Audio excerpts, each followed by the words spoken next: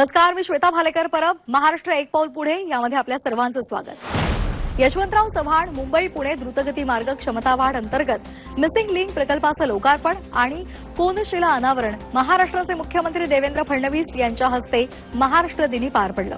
यावेळी राज्याचे उपमुख्यमंत्री एकनाथ शिंदे, उपमुख्यमंत्री सुनेत्रा पवार सुद्धा उपस्थित होत्या. मुंबई पुणे आणि पुणे मुंबई प्रवास करणाऱ्या प्रवाशांसाठी हा आनंदाचा दिवस होता. तसंच या प्रकल्पाचा एक महत्त्वाचा टप्पा सुद्धा यावेळी पूर्ण झाला. आता याला मिसिंग लिंक म्हणण्यापेक्षा कनेक्टिंग लिंक म्हटलं पाहिजे, कारण हा एक आयकॉनिक प्रकल्प तयार झालेला आहे. तसंच या प्रकल्पामुळे मुंबई पुणे अंतर 6 किलोमीटरनं प्रवासाचा कालावधी 30 मिनिटांनी कमी होणार आहे, असं मुख्यमंत्री देवेंद्र फडणवीस म्हणाले. ही इकॉनॉमिक मल्टीप्लायर आहे. या मिसिंग लिंकमुळे याच्याकरता कदाचित 7,181 कोटी रुपये लागले असतील, पण 70,000 कोटीपेक्षा जास्त आपली अर्थव्यवस्था या एका मिसिंग लिंकमुळे तयार होणार आहे.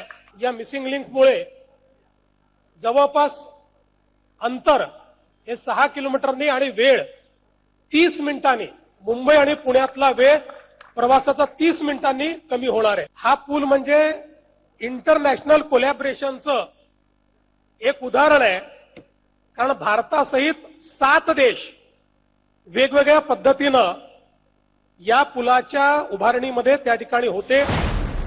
विशेष म्हणजे यशवंतराव चव्हाण मुंबई पुणे द्रुतगती मार्गावरील मिसिंग लिंक प्रकल्पाअंतर्गत लोणावळा परिसरामध्ये उभारलेल्या 22.33 मीटरच्या जगातील सर्वात रुंद बोगद्याची गिनीज वर्ल्ड रेकॉर्ड्समध्ये सुद्धा नोंद झाली आहे. खोपोली एक्झिट पासून सिंहगड इन्स्टिट्यूट पर्यंत हा बोगदा साकारलेला आहे. यामध्ये सुरक्षिततेला सर्वाधिक प्राधान्य दिलं गेलंय. यामध्ये अद्ययावत अग्निशमन व्यवस्था, वॉटर मिस्ट सिस्टीम, 50 मीटर अंतरावर आपत्कालीन दूरध्वनी, 300 मीटरवर 2 बोगद्यांना जोडणारे कनेक्टर, सीसीटीव्ही यंत्रणा, त्याचबरोबर लेनची शिस्त पाळली जावी यासाठी इंटेलिजन्स ट्रॅफिक मॅनेजमेंट सिस्टीम सुद्धा उपलब्ध करून देण्यात आली आहे. गिनीज बुक ऑफ वर्ल्ड रेकॉर्डनी या टनेलला वायडेस्ट अंडरग्राऊंड टनेलचा दर्जा दिलेला आहे.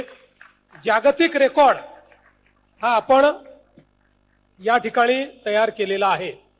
खोपोली एक्झिट पासून सिंहगड इन्स्टिट्यूट पर्यंत अशा प्रकारचा हा बोगदा या ठिकाणी तयार करण्यात आलाय. मुंबई आणि पुण्यातला वेळ प्रवासाचा 30 मिनिटांनी कमी होणार आहे. महामार्ग पूल हाही रेकॉर्ड या ठिकाणी केलेला आहे.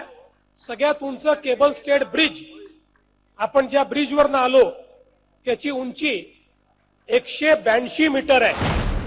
मुख्यमंत्री देवेंद्र फडणवीस यांच्या उपस्थितीमध्ये महाराष्ट्र शासनाचा जलसंपदा विभाग आणि national thermal power corporation limited यांच्यामध्ये उदंचन जलविद्युत प्रकल्पासाठी सुधारित सामंजस्य करार झालाय.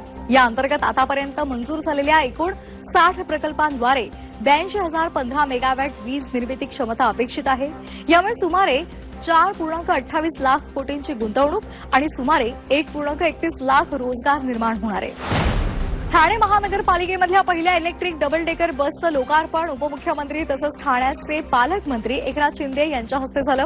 उपमुख्यमंत्री एकनाथ शिंदेंनी महापालिका भवन, लुईसवाडी ते पुन्हा एकदा महापालिका भवन असा या डबल डेकरमधून प्रवास केला. या बसमुळे ठाणेकरांचा प्रवास अधिक सुखी होणार आहे, असंही त्यांनी सांगितलं.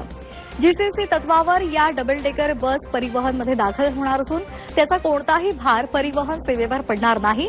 या डबल डेकर बसमध्ये एकाच वेळी 65 प्रवासी बसू शकतात, तर 33 प्रवासी उभे राहू शकतात आणि प्रवास करू शकतात. सद्यस्थितीमध्ये ही बस 3 हातनाका ते गायमुख या मार्गावर धावणार आहे. इलेक्ट्रिक बस असल्यामुळे ठाणेकरांचा प्रवास पर्यावरणपूरक होणार आहे. परिवहन ताफ्यामध्ये आणखी 9 बसेस लवकरच दाखल होणार आहेत. जपानच्या महावाणिज्यदूत हितोमी सातो यांनी उपमुख्यमंत्री सुनेत्रा पवार यांची सदिच्छा भेट घेतली. या भेटीदरम्यान महाराष्ट्र जपान संबंध अधिक दृढ करण्याच्या दृष्टीनं आर्थिक भागीदारी, राज्यातील विशेषतः उत्पादन आणि मोटार वाहन क्षेत्रातील जपानी गुंतवणूक, पर्यटन, क्रीडा आणि युवक कल्याण क्षेत्रातील सहकार्य, शेतीविषयक उपक्रम तसंच अल्पसंख्याक विभागाच्या माध्यमातून सांस्कृतिक आदान प्रदान आणि शैक्षणिक देवाणघेवाण यासह विविध विषयांवर सकारात्मक चर्चा झाली, अशी माहिती उपमुख्यमंत्री पवार यांनी दिली आहे. आणि यासह महाराष्ट्र एक पाऊल पुढे यामध्ये वेळ झाली इथेच थांबण्याची. ताज्या बातम्यांसाठी पाहत रहा झी 24 तास. नमस्कार.